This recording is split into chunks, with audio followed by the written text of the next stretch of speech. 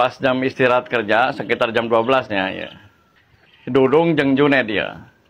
Diajak ke manajer nah, maksudnya dek di traktir makan siang merenya.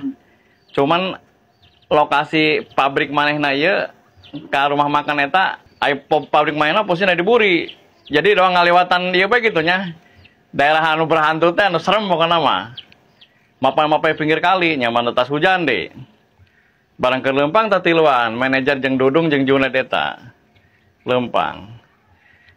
Eta di ieu teh di jalan teh bari supak sepak meureun nya si Junet. Manggih teko si Junet dia. Disepak ku Junet. Terang bae teh bae Lempang teh nya iseng.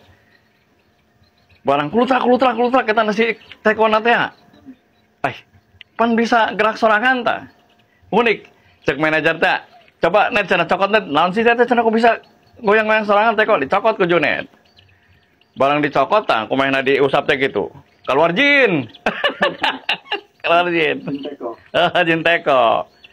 Ngomong mana teh ya. Ku aing dibere masing-masing satu permintaan, langsung dikabul ku aing cenah. Hareun teh Junetnya. Jin cenah kula mah hayang kabali, ku ari keneh hayang kabali cenah nya. Ting, meleungit teh Junet langsung. Aya di Bali mainna gitu. Laju teh teko, cekel ku Dudung nya, diusap deui ku Dudung. Kula mah hayang ka Raja Ampat cenah. Pan gagah saya tanya di Papua. Beuh, mantep pokoknya pemandangan. Celing langsung Dudung berangkat ke Raja Ampat. Laju eta bagian manajer. Dia hayang naon cek jin teh. Atuh kula mah hayangna naon sih sebenarnya mah cenah. Cuman kieu bae lah cenah. Boga hiji permintaan kula cenah.